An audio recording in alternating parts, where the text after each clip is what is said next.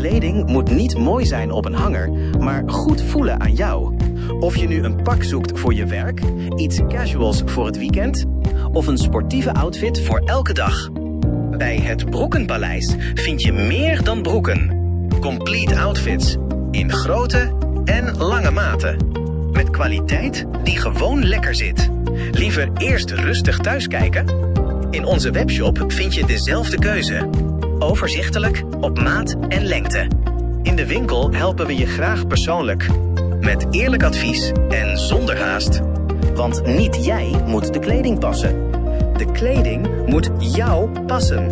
Voel je welkom voor persoonlijk advies. De koffie staat klaar. Of shop op je gemak via hetbroekenpaleis.nl.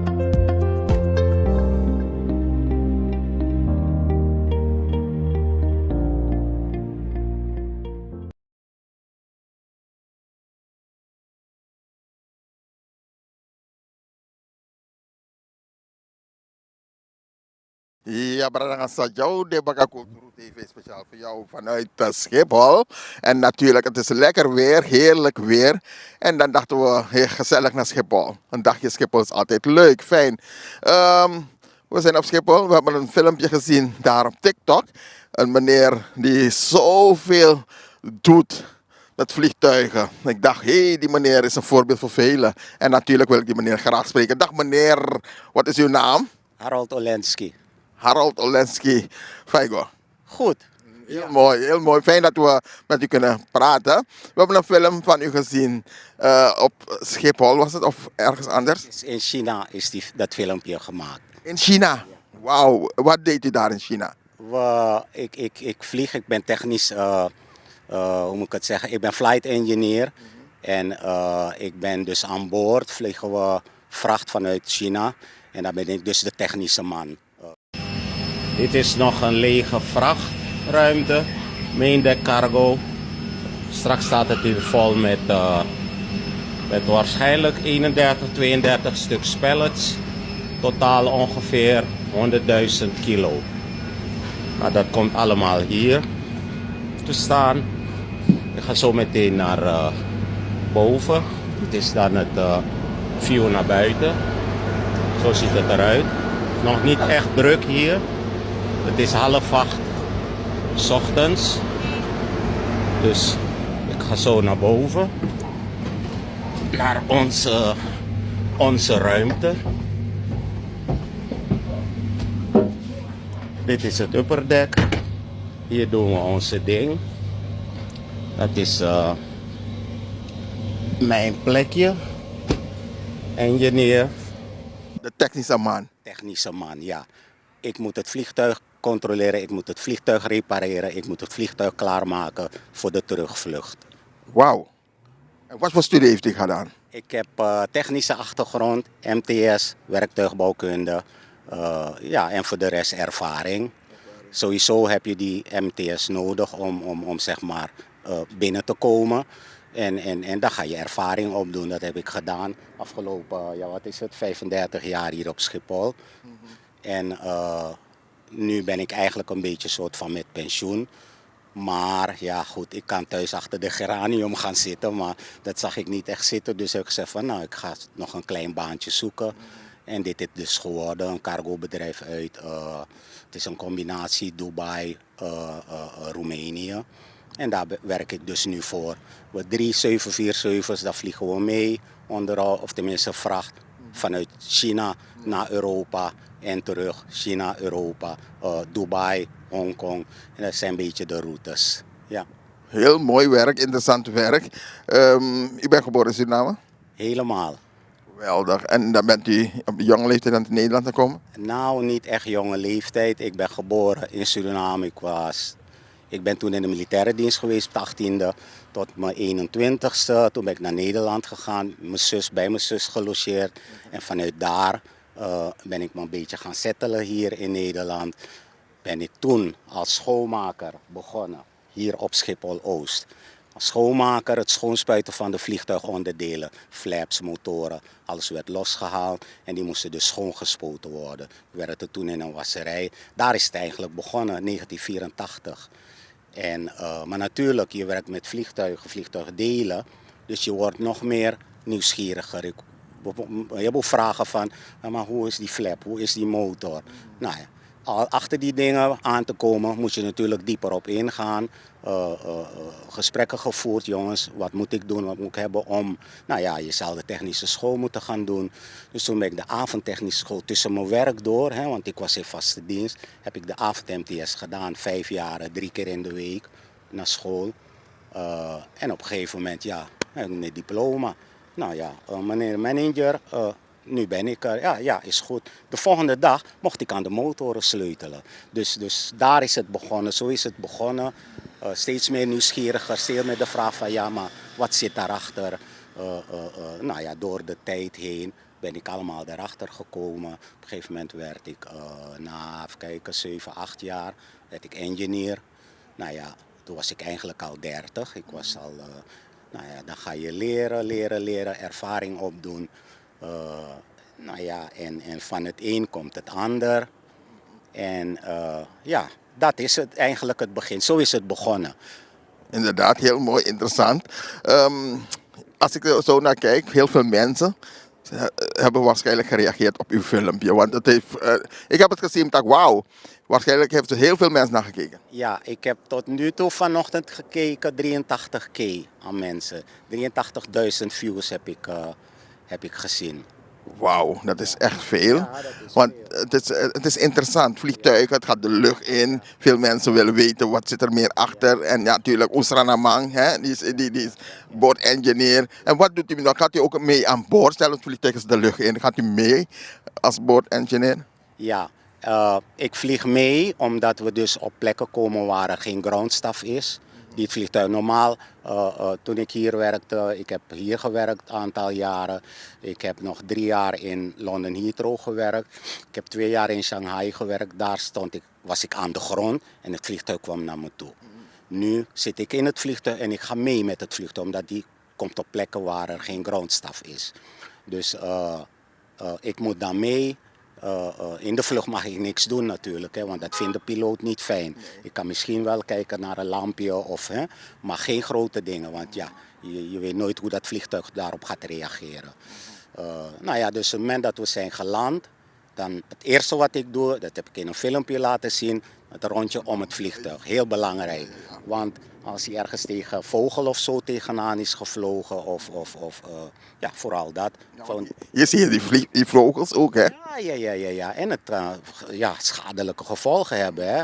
Desastreus. Maar goed, ik kan daar niet van meepraten. Ik heb wel vogels in de motor gehad, maar dat waren kleine vogeltjes, was geen grote schade. Dus ja, dat doen we als de captain klachten heeft opgeschreven die tijdens de vlucht zijn voorgekomen. Dan schrijft hij dat op. Dat boek moet dan weer getekend worden met een actieveld wat ik heb ingevuld. Ik heb dat wiel verwisseld of ik heb die en die test gedaan. En dan komt hij en dan hebben we briefing. Brieven van oké, Mr. Harold, dat en dat en dat. Ja, die heb ik nagekeken. Kijk, ik heb het omschreven. Dan teken ik het boek. Ik heb getankt. Zoveel brandstof, die en die klachten opgelost. Nou ja, dan teken ik voor akkoord. En dan moet hij het nog accepteren. Want als ik iets heb geschreven wat hij niet vertrouwt of niet, hè, dan roept hij mij van ja, maar wat is dit? Leg dan even uit. In de meeste gevallen, nou in bijna alle gevallen, accepteert hij het. Want ik werk ja, een beetje volgens de boekjes. Between the lines. Between the lines, mensen, dat is correct. Maar stel nou, er is een groot probleem, dat herkent u. Is het al voorgekomen dat u een vliegtuig aan de grond heeft gehouden? Jawel.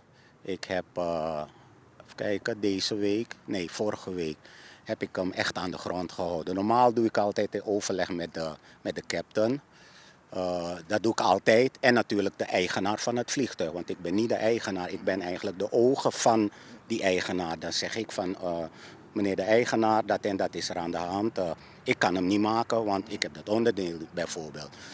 Ja, dan gaat hij zeggen van oké, ik ga zoeken naar het onderdeel. Maar in principe staat hij voor mij aan de grond. Maar die van vorige week was echt grounded. En ik moest actie ondernemen om hem toch wel weer vliegbaar te kunnen maken. Nou ja, 9 van de meeste keren gebeurt dat ook. Want niemand wil zijn vliegtuig in China laten grounded raken. Ja? In dit geval ging het om dus die onderstel. Op een gegeven moment heb je dus vering, je land.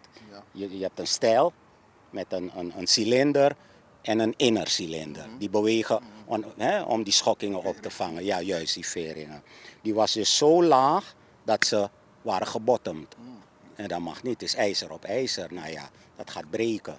Dus er moest een van de je moet er nitrogen. We gebruiken geen lucht, we gebruiken nitrogen.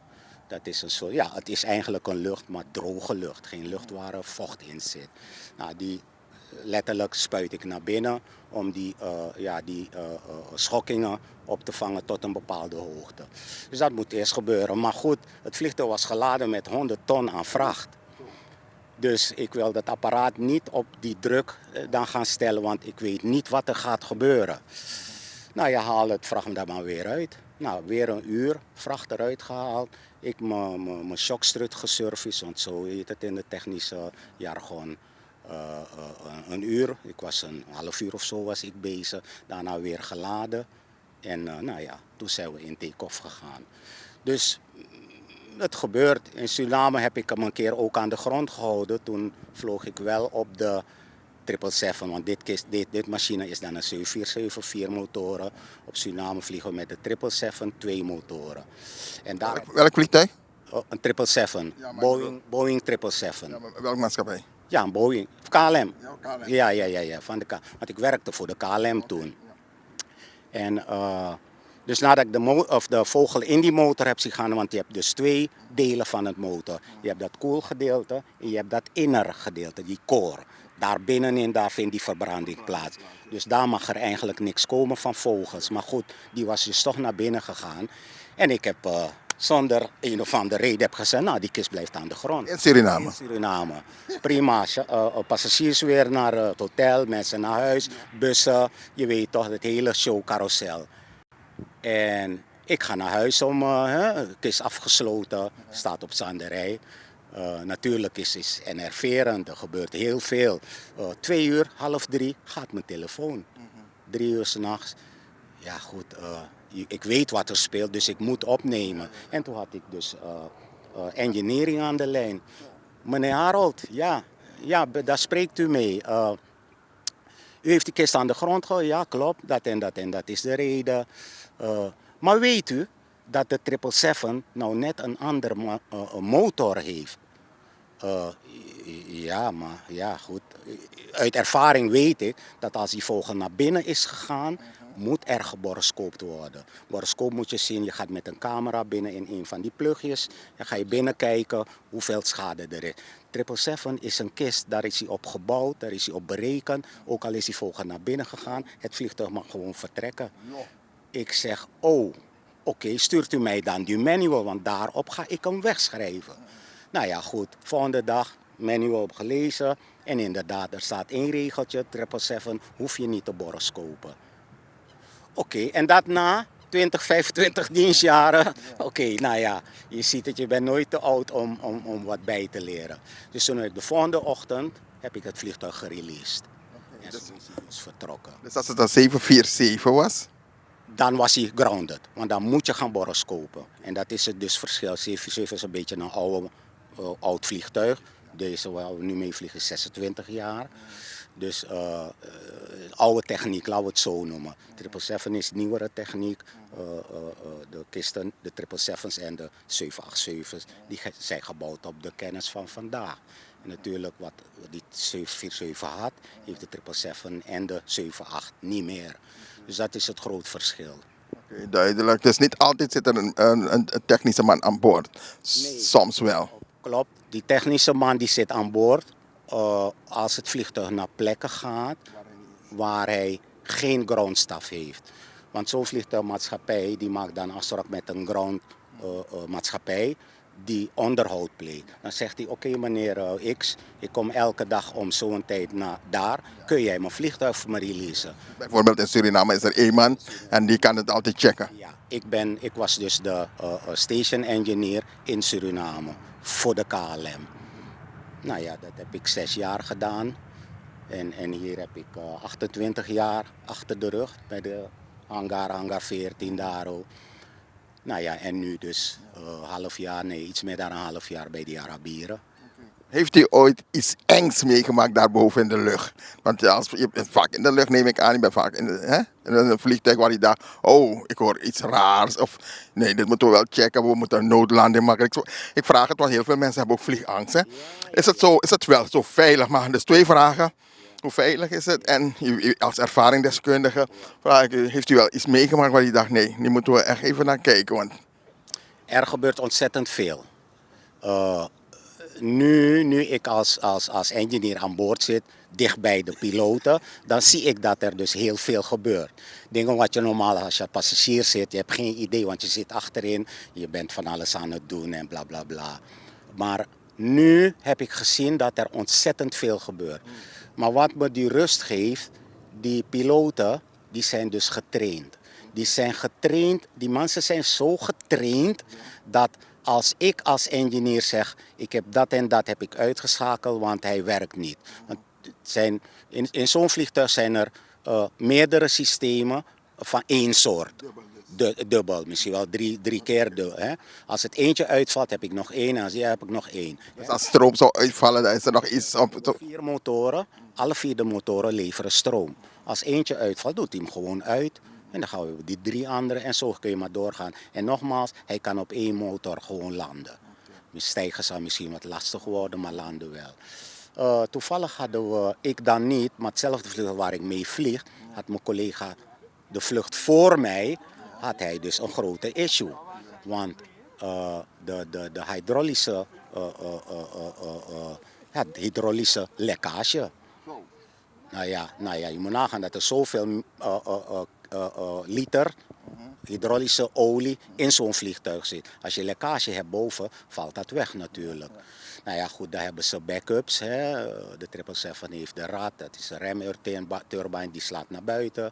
En zo, 4-motorige 747 zal het ook wat lastiger worden, maar hij kan nog steeds vliegen. En nog steeds besturen gebruiken. Dus, nou ja, maar dat is een grote issue. Als je hydrauliek wegvalt. Ja, en je moet 8 uur vliegen bijvoorbeeld. Maar goed, dan zoeken ze dus het dichtstbijste station waar hij veilig kan landen en dan wordt dat opgepakt. Dus dat is een grote ding die dus heel dicht bij mij was. Hè? Alleen ik was dan net niet aan boord, maar het had ook mij kunnen overkomen. De KLM die komt naar Paramaribo, er gebeurt zoveel, zelfs mensen overlijden in de vlucht. Dat heb ik 2 keer meegemaakt in Paramaribo op Zanderij. Ja, daar was ik ook een beetje van geschrokken, maar goed, het gebeurt. En zeker onder ons Surinamers, want mensen wonen al 40 jaar hier. We zijn allemaal 60 en 70-plussers. Die gaan terug. Nou ja, dus die dingen gebeuren. Het kan gebeuren. Ja. Veiligheid, gezien de aantal vliegbewegingen, zeg ik, nu met mijn kennis die ik heb, het is het meest veilige vervoermiddel. Het meest veilige? Het meest veilige vervoermiddel. Gezien de aantal vliegbewegingen. Want als ik nu de telefoon zou openmaken en ik zou je flight radar laten zien, hoeveel vliegtuigen er alleen maar hier in deze space zijn, dan geloof je niet. Het is heel druk. Het is echt druk. En nu vlieg ik en dan zoek ik naar vliegtuigen, maar ik zie ze niet. Ik zie geen enkel vliegtuig. Ik weet dat ik daarin zit en dan kijk ik van, ga ik nog een ander vliegtuig? Nee, die vliegt op andere hoogtes, want het zijn levels, flight levels. 1, 2, 3, dus geloof ik 300 voet tussenin. Dus elke 300 voet heb je zo'n flight level. Het hangt er vanaf waar je vliegt, denk ik ook. Boven de Atlantische Oceaan. Want hier in Europa is het druk, dat zie je ze. Want laatst ging ik naar Tenerife. Nou, jongen, mensen zag ik zelf voorbij gaan. Of onder het vliegtuig ernaast. Jongen, naar snelheid. Ja, inderdaad. Het gaat heel snel, want je hebt al een snelheid van bijna 1000 per. En dan zie je dat ook voorbij gaan. Dat is echt voep, voep, voep, en klaar. Je ziet niks meer.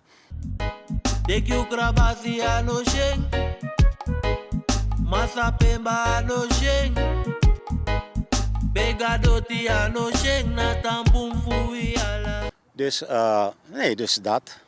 We zijn heel blij met u dat u het verhaal doet. Want er kijken heel veel jongeren die u als voorbeeld zien. Hè? En die denken, wat moet ik gaan doen? Hoe kan ik het ook doen? Ik wil het ook worden. Dus wat zouden ze kunnen doen? Sowieso moeten ze een technische achtergrond hebben.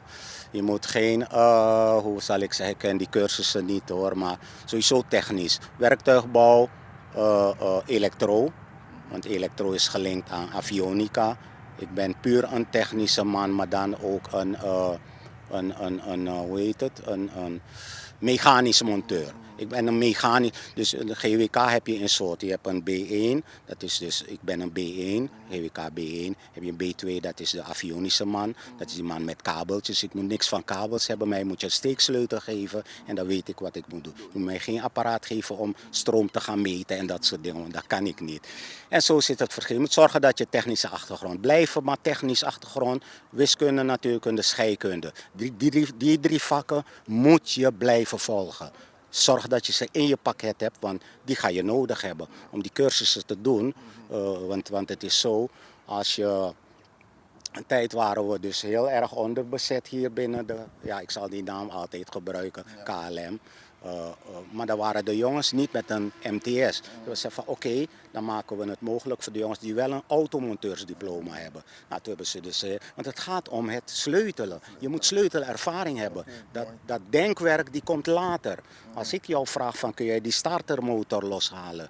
Ja, dan moet je dat kunnen. De sleutelervaring moet je hebben. Ik dacht dat de eis nu op 5, 6 jaar is. En natuurlijk je MTS. Maar kijken waarschijnlijk ook veel mensen vanuit Suriname.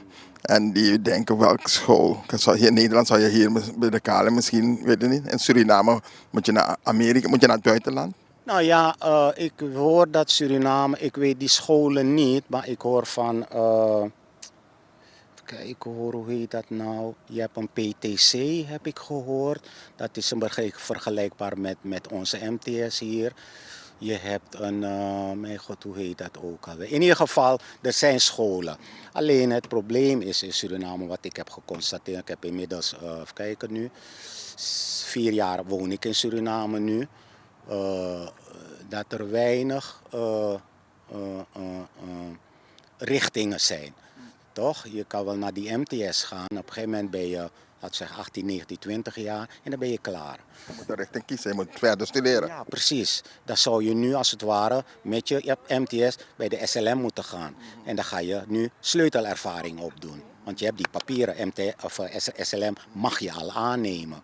Dan ga je sleutelervaring en op een gegeven moment ben je zo ver dat je en de kennis hebt, de kabissa hebt, die ervaring hebt. En dan ga je op een gegeven moment, je volgende stap is flight engineer. Heel mooi. Nou, laten we hopen dat velen uw voorbeeld mogen volgen, want we hebben ze nodig. Techniek is heel belangrijk en dat zal altijd blijven bestaan. Nog een vraag, want u woont in Suriname. Hoe kijkt u ernaar? Want soms vliegtuig ik Suriname, gaat de vliegtuig in Suriname, maar er zijn geen mensen in de toren. Heeft u dat wel eens gehoord? Ik heb dat 2, 3 keer meegemaakt.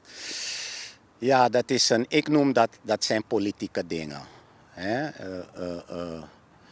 Die mensen die werken al jaren daar, maar ze gaan niet vooruit. Ze hebben geen, hoe noem je dat, promoties. Ik heb jongens gesproken van de SLM, die werken al 10 jaar. Hij werkt al 10 jaar bij de SLM als niet om dat af te kraken hoor. En je moet niet gaan... Maar dat doen we niet hoor. Maar uw mening gewoon. Ja, na 10 jaar wil die jongen wel, weet je, een beetje vooruit gaan in salaris en in werk. Maar KSLM heeft maar 2 vliegtuigen. Nu, ja, 2 737's. Hoeveel man heb je daarvoor nodig? Er moeten meer mensen opgeleid worden. Dat mocht er iemand ziek zijn, dat je niet zonder iemand komt te zitten. Want het is een belangrijk iets. Je komt aan, mensen zitten 8, 9 uur in het vliegtuig. Je wil landen, je wil niet uitwijken. En hoe belangrijk is dit, dat er mensen in het vliegtuig zitten? Want de piloot heeft hem nodig. Ja, iedereen weet dat. En natuurlijk is het ik noem het, dat zijn politieke stunts. Want in Suriname is alles politiek. Weet je, sorry. Ik moet vandaag opkomen, ik heb avonddienst, maar ik voel me niet lekker. Nou, dan meld ik me ziek. Hier meld ik me ook ziek. Daar meldt hij zich ook ziek. Maar hij is wel de enige die daar moet zitten vanavond. Dus dan zijn de rapen gaar natuurlijk. Ja, inderdaad, want Het zijn al weinig mensen, want in zo'n team, ik weet niet hoeveel mannen er zijn, ik weet niet wat de bezetting moet zijn. Maar als één man al vakantie heeft en één man is nog aan het werk en in zijn werktijd wordt hij ziek, nou ja, dan zijn de rapen al garen. Ja, want het lijkt me goed dat er niet één man in de toren zit, maar 3, 4. Want stel die man in de toren krijgt een hartaanval, bij wijze van spreken. Dus ik verwacht dat er meerdere mensen op zo'n toren zitten. Ja, dat denken wij. Alleen de praktijk wijst dat dat anders is. Hè? En daar leren we van dat ze leren nu van oké, nee, dit moet ons nooit meer gebeuren. Want hoe kijkt een vliegtuigmaatschappij naar Suriname? Bijvoorbeeld KLM, hoe kijken ze naar Suriname? Nou ja, in principe is KLM zo, die komen alleen hun geld maken. Ja, en hoe ze dat doen, KLM heeft dus SLM ingehuurd om ground maintenance te doen. Hè? Op alle fronten, vanaf één check tot.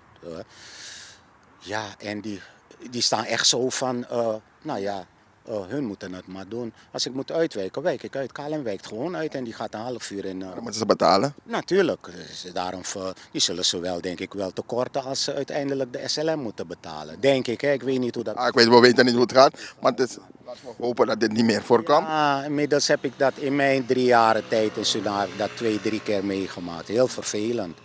Inderdaad vervelend. Laten we hopen dat het niet meer gebeurt. Hier op Schiphol zag ik ook laatst 2 vliegtuigen zijn tegen elkaar gebotst. Heeft u dat meegekregen? Nee. Twee KLM, de man botst, atterre, het vleug achterkant. Ik heb dat met dat eerste SLM 747 van 25 jaar geleden. Dit is pas 2 weken geleden. Oké, nee, dat soort dingen dat gaat aan mij voorbij. Ik wil op een heel ander gebied in de wereld. Oké, we danken u. Nog één vraag ga ik je stellen. Suriname, we gaan graag naar Suriname. Ik vraag het aan iedereen aan. De ticketsprijzen zijn gigantisch duur. Als je naar Curaçao vliegt, verleden sprak ik met een meneer. Die zei hij betaalt €500 voor 4 weken met TUI. Toen dacht ik, wat? 500? En soms hier betaal je 12, 13, 14, 1500. Hoe kan dat? Hetzelfde aantal uren. Waarom is het zo? Al jaren, hè? Dat is dus mijn beredenering. Hè? Suriname is een bestemming waar het altijd één kant druk is. De andere kant niet. Het heeft met die seizoenen te maken. Iedereen die hier is, die gaat naar Suriname, dus de vluchten zijn druk daar naartoe. Maar als die vliegtuig terugkomt, is hij half leeg. Ja, de brandstof die moet wel betaald worden. Dat berekenen door. Ja, natuurlijk. Alleen bij Suriname is het zo. Nou ja, omdat toevallig er maar 2 maatschappijen zijn die daar vliegen. Want meer is er niet. Ook als zo Lufthansa zeggen van we gaan ook naar Suriname. Die gaan half vol of half leeg terug moeten vliegen. Toch?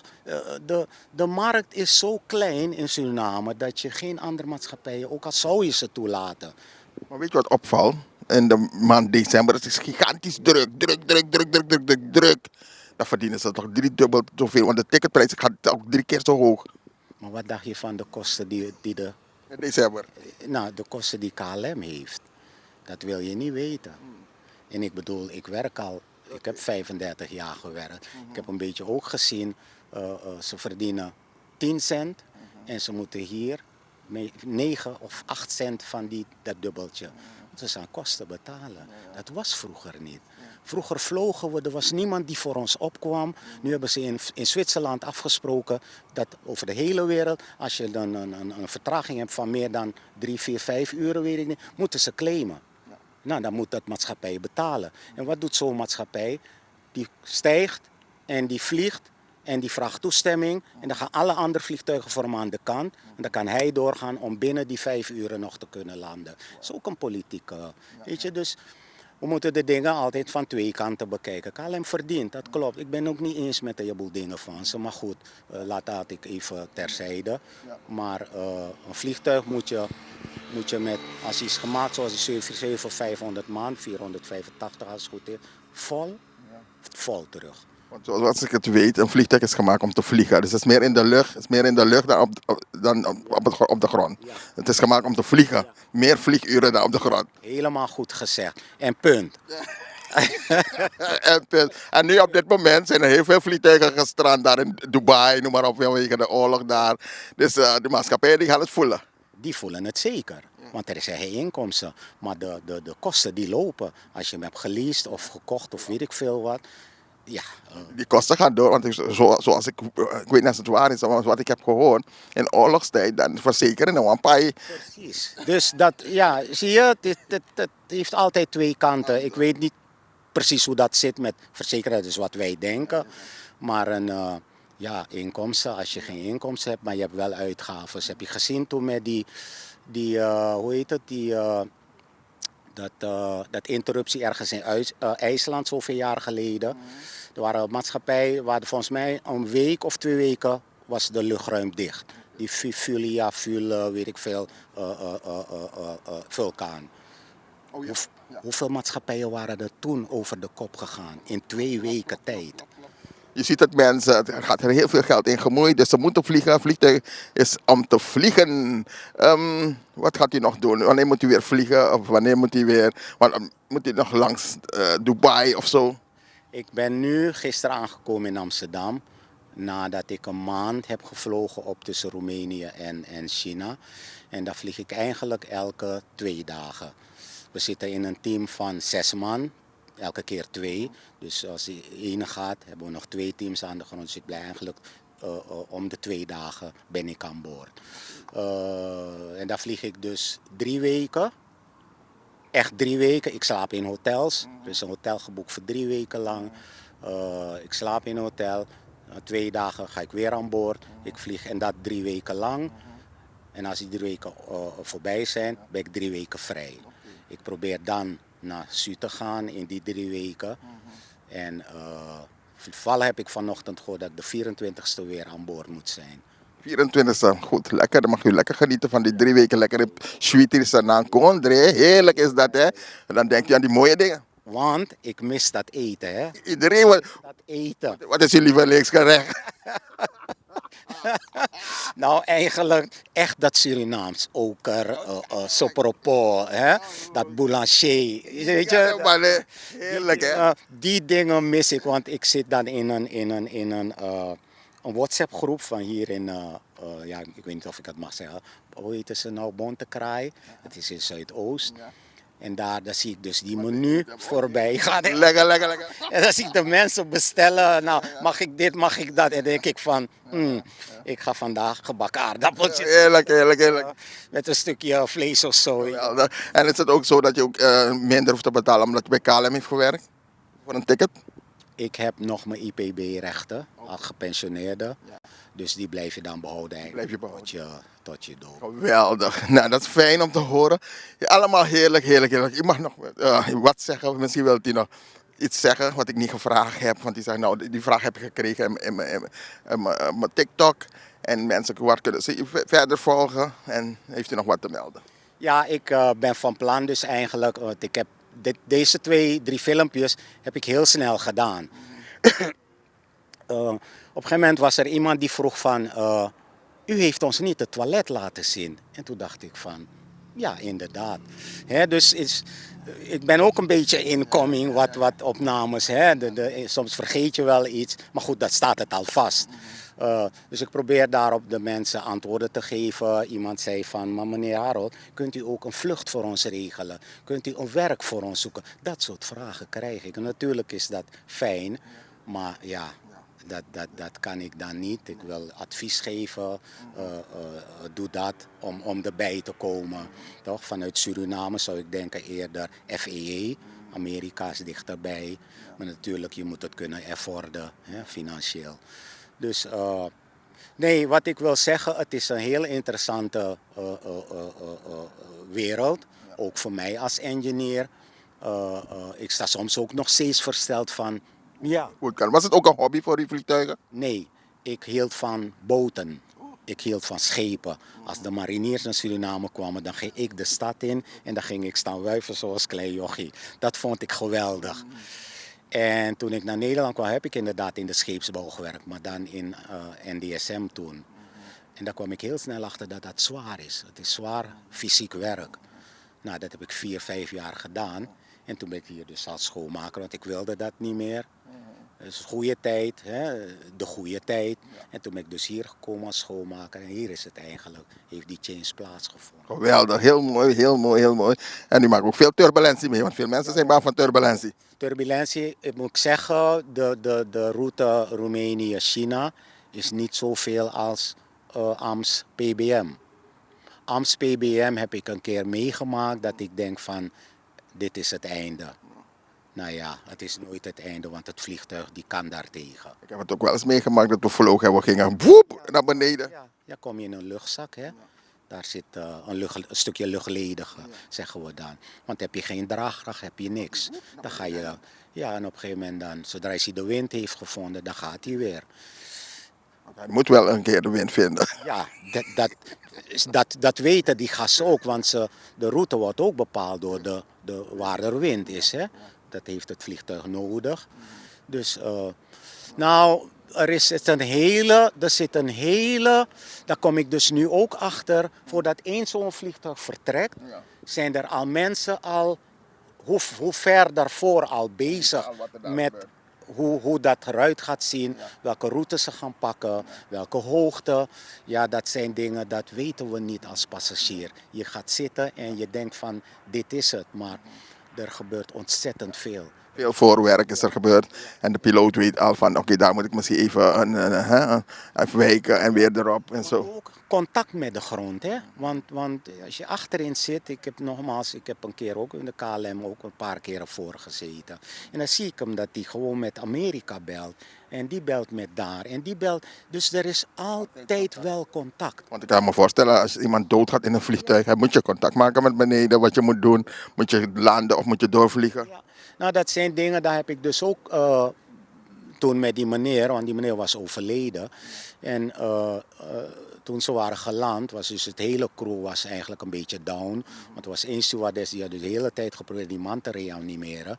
Uiteindelijk is die kerel toch heen gegaan. Dus de volgende dag heb ik die captain geroepen. Ik zei, maar cap, waarom heb jij doorgevlogen met die man? Want je wist dat die man ziek was.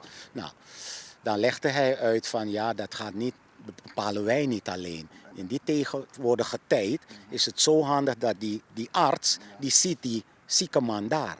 Toch? Hè? We hebben, videocontact, we hebben, alles wordt gebriefd. En dat is het meest vreemde als de grond en die eventuele arts aan boord ziet dat die man of vrouw het niet gaat halen, blijven ze doorvliegen. Ze gaan alleen landen als hij zicht heeft op leven. Dan gaan we landen. En dat vond ik een beetje Hard. Ja. Maar het is ook wel begrijpelijk. Want als je gaat landen, misschien kunnen ze nog wat doen daar beneden. Precies. In dit geval hadden ze al sinds, geloof ik, boven Portugal al gezien dat deze man het niet gaat redden. Dan wordt er besloten om door te vliegen en inderdaad kort daarna overleed hij. En toen hebben ze hem nog in de galley gelegd. Heel veel mensen hebben toen geen eten gehad, want die galleydeuren konden niet open, want daarachter zit het eten. Maar goed, mensen hebben begrip voor, want het is een extreme situatie. Maar dat was voor mij ook een beetje confronterend. Toch? Vooral het feit, je weet dat die man het niet gaat redden. Ja, dan besluit je juist om door te vliegen. Toch? En later begreep ik dat wel. Tot nu toe, het klinkt net wat je zegt hard. Maar het is wel, ja. Dan moet je met een harde beslissing feitelijk. Want ja, als je landt, kan het zijn dat die persoon nog in het ziekenhuis kan gaan. Misschien een operatie of weet ik veel wat. Je weet, tegenwoordig zijn de artsen, die zijn zo ook getraind dat ze eigenlijk al zien wat er gaat komen. Hè? Boven Portugal ben je niet ver van Nederland. 2 uurtjes en je bent terug. Zo dacht ik dus ook erover. En toch is hij doorgevlogen en inderdaad kort daarna is die man dus toch overleden. Want hij heeft 5 uren lang met die lijk gevlogen. Ja. Nou, dan zeg ik van, waarom heb je niet geland op de Azoren? Hij zei nee, toen was hij al overleden. Landen in Spanje, Portugal. En het is iemand van Suriname met Surinaams afkomst. Maar Nederlandse paspoort of Surinaams paspoort? Weten we niet. Weet ik niet. Maar goed, ik denk dat je die man dus niet gaat droppen in de Azoren of... Maar ik denk Spanje, Portugal. Toevallig, in dit geval waren ze Spanje al voorbij, want ze waren al bijna op zee. Ja. Portugal, Azoren, daar ben je eigenlijk al 5 uur verwijderd van Suriname. Hè, dus- En een half uurtje bij een sporthal. ja, ja. En dat je dan Dat is moet een kiezen. keus die ze hebben gemaakt. Ja. Nou, gelukkig hoef ik die keuze niet te maken. Precies, ik ook niet. Ik ben van technische kant en verder blijf vond ik het- ver vanaf. Ik vond het een heel mooi, spannend, boeiend, alles heerlijk gesprek. Fantastisch. En heel veel mensen kijken er naar uit. Dus we gaan het straks ook online gooien. Wij danken u zeer. Ja? Ik vond het ook fijn. Ik vond het heel mooi hoe u dat had vermeld hè, in de comments van... ja goed, we willen u spreken en bla bla bla bla. Nou ja, goed. Ik wil graag advies geven, mensen helpen wie er informatie wil. Want tot nu toe geef ik dus beantwoorden op vragen vanuit de TikTok. En dat is zo mooi, hè? Want ik zag het filmpje, ik dacht ook, wauw, een voorbeeld voor velen. En nou, laten we die meneer spreken en wie weet, een leerling uit. En dat mensen, gaan er meegaan. Ik blijf dit zoveel mogelijk doen. Ik vind het zelf ook leuk. Ik kan dat ook. Hè. Ik bedoel, fysiek, dat moet je ook mee hebben. Gelukkig heb ik dat. Ik heb mijn zus hier, zoals je naar haar kijkt. Zij is 71, 72. Ik ben over 3 maandjes 68. Dus zolang ik dat kan, blijf ik dat doen. Dat is geweldig. En lekker vakantie houden straks in Suriname, zeg ik dan maar. Normaal ga ik in mijn eigen huis, mijn eigen bedje, mijn eigen eten koken. Heerlijk. Heerlijk is dat, hè? Nou, Eigen auto rijden natuurlijk. ja, ik vind het ook zo lekker. Wij gaan ook 2 keer per jaar zo'n beetje daar naar Suriname. Dat vind ik zo heerlijk. Want ik ben praktisch als je kind, ja mooi. Ja. Het is zo extreem. Hè. Suriname is echt zo extreem. Echt. Een keer zat ik bij Domburg waterkant. En, want ik woon in Domburg. En ik zie dus een blank stelletje. En ik natuurlijk praat. Ik hou van praten. Nou ja, eerste vraag van... Wat doet u hier? Wat heeft u hier naartoe gebracht? Waar komt u vandaan? Nou, ik ben Zuid-Afrikaan. We zijn zeilend hier gekomen. Kijk, daar staat mijn boot. Ik zeg, maar waarom Suriname?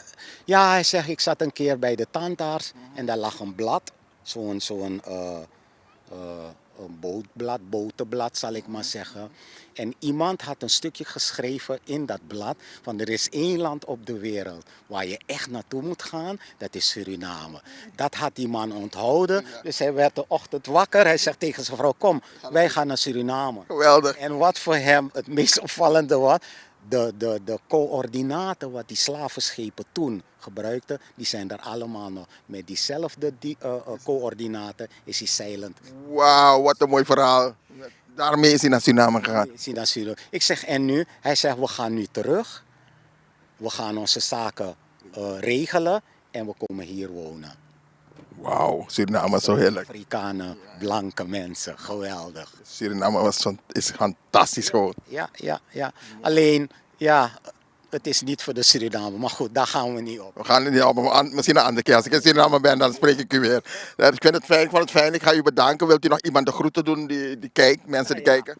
Iedereen natuurlijk die me heeft gezien, bedankt voor al die comments op TikTok. Ik zal blijven filmen, ik zal blijven volgen, ik zal blijven posten. En zoveel mogelijk efforten. Wij danken u zeer en we gaan zeggen, nou het gaat u goed. Geniet ervan, u gaat lekker naar Suriname. Nou, be good en we zien elkaar gauw weer. Ja, dankjewel. Dankjewel, u ook. Vandaag gesproken met deze meneer. Fantastisch. Wij danken u. Blijf ons volgen. Kulturo TV. Speciaal voor jou. Heeft u ook wat te melden? Heeft u ook een mooi beroep, een goed beroep? En u zegt, dit wil ik vertellen. Of heeft u iets wat u toch wil laten weten?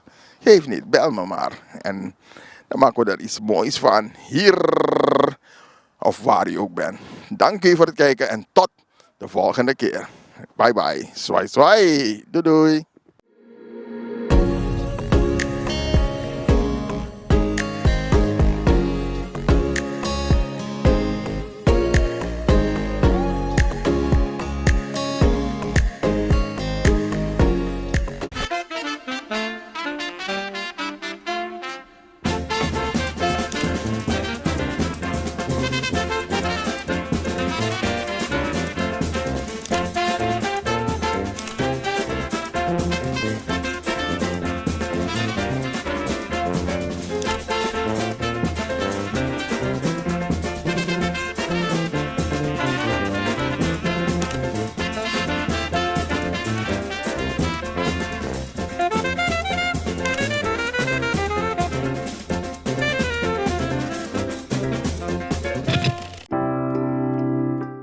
Zorgen moet je doen, niet maken.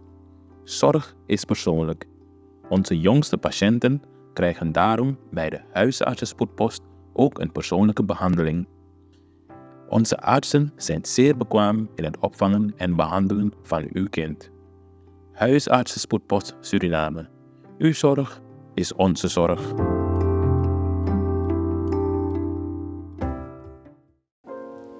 Xyla-Care is natuurlijke self-care, geïnspireerd op de rijke kruidenkennis uit onder andere Suriname.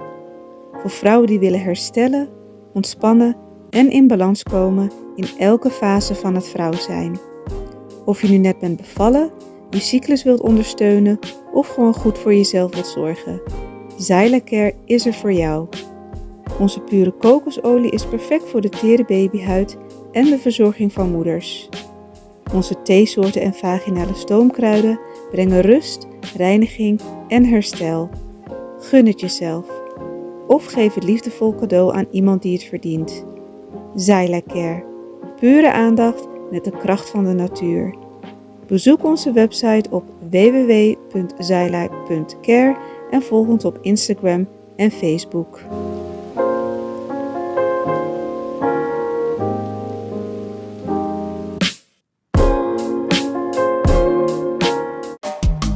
Vaderland, Suriname is mijn vaderland, yeah. Vaderland, Suriname is mijn vaderland. Suriname is een heilig land, maar we doen wat toe onheilig staan. www.kulturu.com for the generation them.